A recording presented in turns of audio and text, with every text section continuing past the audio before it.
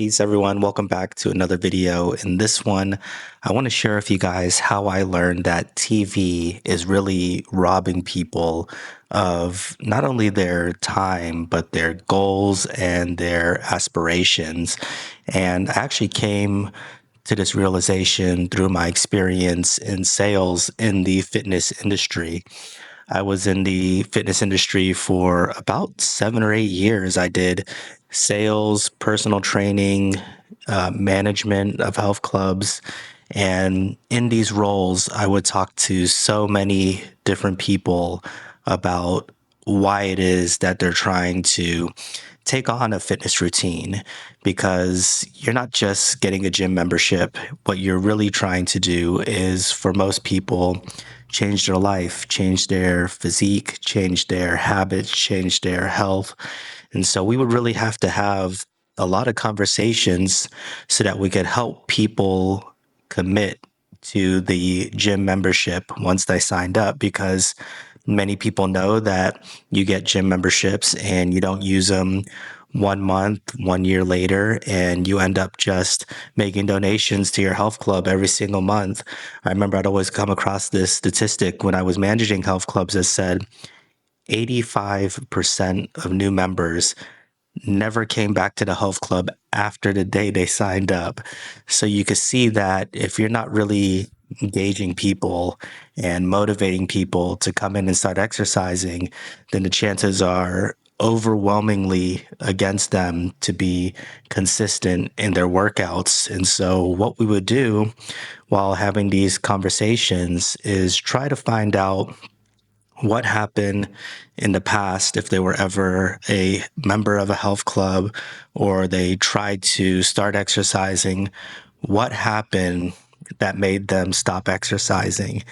And one of the things we would hear frequently is that they just didn't have time, right? They were going consistently for a little bit, and then life hit them, work, family, whatever it may be, and it just started chipping away at their time, and they started just slowly and slowly not coming back to the health club. And so what we would try to do, and I know some of this stuff is a little bit on the salesy end, but this is what we did. And honestly, in some ways, I took a lot of pride in it.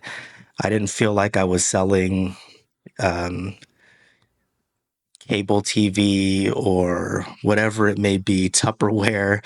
I was selling something that I really believed gave people an ability to improve themselves in an extremely tangible way. So, of course, you still want to be ethical, but because of what I was trying to get people to do, I felt much more comfortable pushing a little bit harder than I'd probably feel comfortable if it was something that I didn't feel would improve this person's life in the way that fitness and exercise improves people's lives. So I'd be having the conversation with people and finding out what's going on. And they would say they didn't have time. And so I tried to just get a little bit of a feel for why you feel you have time now when you didn't have time in the past. And how I do that is just to get a little gauge of what their day to day looks like. And this is where the interesting part comes in.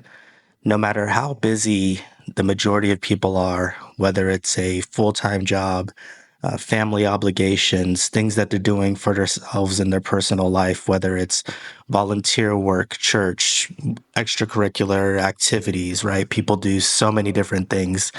I would find that people tended to watch about 1 to maybe even 5 hours of television every single day. Every single day. Some people would watch television a little bit in the morning. Most people watch quite a bit of television in the evening, especially if they're winding down and they're going to bed. And this really struck me because if you're watching 3, 4, even 1 hour of television every day, this is all that you need to commit to changing your life in terms of health and fitness. I still sound like I'm selling memberships here, talking about changing your life, but it really is true. This is all the time that you actually need. I would spend a lot of time with professional bodybuilders when I was in that industry, people who were top of the line, the type of people who would be competing in bodybuilding competitions, physique competitions, the type of people that would be on magazines, and then also your regular everyday people who just so happen to be in incredible shape. And one thing that I would notice is for the most part, they would only tend to work out an hour a day. An hour a day in the gym is essentially all that they would do. Now, if they're training for a show, they may do a little bit more. They may do an hour a day as far as their weight training, and then they may do some 30-minute cardio afterwards, or they may come in for a separate hour and do a little bit of cardio. They may do something on the treadmill, but it would never be comparable to how much time the average person spends watching television. A professional bodybuilder wouldn't spend 3, 4, 5 hours every single day in the gym, but the average person will spend that amount of time watching television. And so it just made me feel that television is something that we all give our time to at the expense of so many other things, right? I'm talking about obviously fitness. It could be health, because I would always talk to people who were advised to come to the gym by their doctors, telling them that they needed to lose a certain amount of weight and that they were on the risk of more serious disease. But it could be anything. It could be the business that you always wanted to start, the book that you always wanted to write, the quality time that you say is hard to find when you need to be with your friends and your family and your loved ones. We really are robbing ourselves of so many opportunities when we're just giving it to watching TV. It seems that entertainment, in a lot of ways, even though we don't like to admit it, I wouldn't like to admit it, supersedes the qualities that actually make up our lives, that actually gives us a beautiful and high quality life. Instead of looking back at all the things you could have accomplished with that time, you would look back and think about all the television shows that you watch. So, this is something that I always like to think about. And I don't want to sound holier than thou either. I watch my fair share of television too, but I don't like the idea of thinking that the television set and thinking that the entertainment and the sports and the politics are more important than what it is that I want to do with my life. I feel like when you're watching TV, you're saying their life, their agenda, their goals are more important than your own. And we need to be cognizant of that because it's absolutely not true. There's nothing more important in life than your time and your goals and your desires because they belong to you. They don't belong to anybody else. So think about that. I'm not selling you a gym membership, but it's always important to be aware of these things. And it's not to say that television is bad.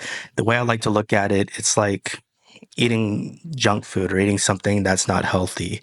There's a world of difference between that person who's eating pizza and doesn't realize what this is doing to their health compared to that person who has pizza every now and then, but they're aware of what's going on. That way they could make the adjustments when necessary. So as long as you know what's going on, then you yourself can make the adjustments when necessary. So that's it for this one. Thank you for watching. If you enjoy this content, I'd be very grateful if you were to like and subscribe, and I'll talk to you next time.